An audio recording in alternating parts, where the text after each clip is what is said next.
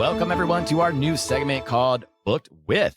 Jen and I read different books as well as the ones we are reading together. We thought we would add these fun segments for you to get to know us on a more personal level, as well as getting to know what we read individually. I will be your guinea pig, so welcome to Booked with Scott. With this first segment, I wanted to share my story to try to inspire more men to not just take interest in what their partners are reading, but all their interests. So ladies, if your man is not already listening to this with you, throw it his way or just leave it playing when he walks into the room. We need to stop and appreciate the women in our lives. And the best way to do that is actually giving a fuck about what they care about.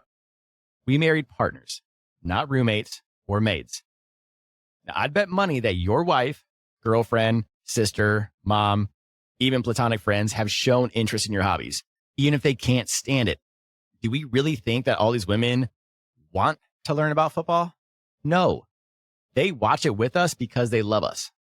They learn just enough so they can talk with us about it. And we know that we light the fuck up when she calls a first down play or even knows the play before the announcers do. So why don't we do the same for them?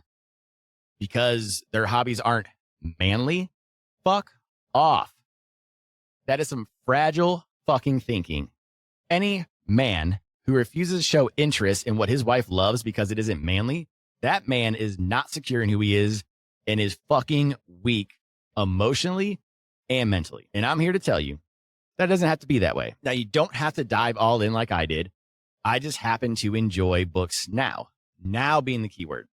I would have never known if I hadn't picked up guitar, though. But even if you try it and it's not for you, that's fine. At least you tried it. And isn't that what we tell our kids when we want them to try like broccoli? Like, just try it. We are basically grown kids anyway as men. I'm telling you, if you start showing interest in what she cares about, you will reap the benefits. Now, I'm not saying do it just to get laid. If that is your motivation, don't even bother.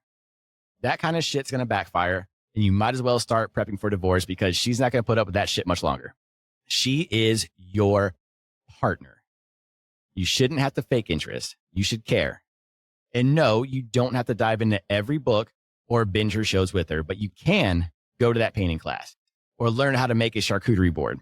Caring about who your wife is, that's about as it gets. Now, here's how it went for me. Now, real quick, here's my story.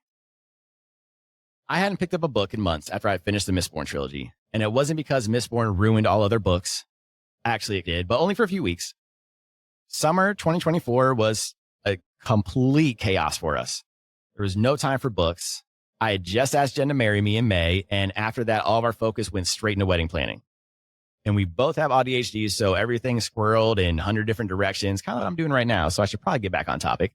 Now, right in the middle of that, after years of doctor's visits, we finally got an answer to a health issue Jen had been dealing with, and unfortunately, it turned out she needed a hysterectomy less than 2 months before our wedding.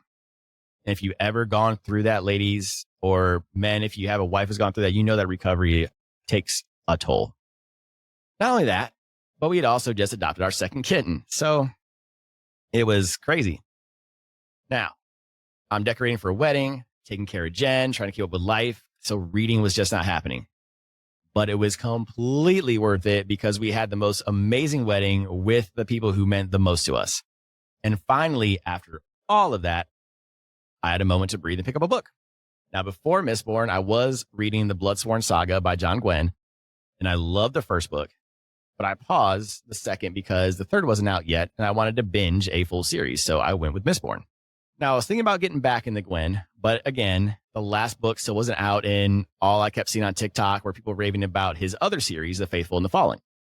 And apparently, that is like his absolute masterpiece. It's always in the top 5. So I was pumped. I love Shadow of the Gods, so I figured this was a sure thing. Picked up Malice, tried to get into it for a few weeks. And this is my thing. Epic fantasy, lore, magic systems. This is my happy place. But it just wasn't clicking. It wasn't that it was boring or bad. Clearly, the fan base says otherwise. The problem was it was just a lot. It's one of those true epics that has like 97 names, 14 kingdoms, 6 perspectives right out the gate. It was just like Game of Thrones. It was just too much for me. I felt frustrated. This is supposed to be my go-to. Then I saw it sitting there on the shelf, ACOTAR. Like, yeah, why not? Pick it up. And while Jen was playing WoW and without saying anything, I was hooked immediately. That opening scene in the woods with the wolf, the tension, the writing, it was just beautiful. And I was sucked in. But then I couldn't help myself. And I kept blurting shit out to Jen. Like, oh my God, the wolf. Oh, now this monster just broke into Feyre's little hut and is taking her away from her family. What the fuck? It was so much fun. It felt like discovering reading again for the first time. I was smiling like an idiot, fully pulled into the world. And I finished the series in an entire month. And for me, back then, that was nuts. I've read The Hunger Games and Mistborn fast, but ACOTAR is thick. Except for the blue one. That's what she said. But back in the day, just seeing the page counts of fantasy books would make me bounce. Like 550 pages, nope, pass, not doing it. By the time I got to Silver Flames, Jen jumped in too, and it was special. Our relationship was already strong, but this was a whole new kind of connection. These books were her escape, her safe place, and now I get to be a part of that. Books like this hit deep. They bring out emotions that most people keep bottled up, and being able to share that experience together is powerful. We cried over characters, laughed over ridiculous scenes like Mort pissing off Selena, and hard, real talks about life using these stories. And now we have a podcast. We're building life together. And it all started because I picked up ACOTAR. And guys, I get it. I was you. I made the stupid ass jokes. Oh, you're reading fucking smut? Yeah, like every other clueless dude who thinks they're clever. Little did I fucking know. I'm so glad I gave it a shot. And that's why I'm making this, because some of you won't ever have that moment where you just pick up the book unless you try.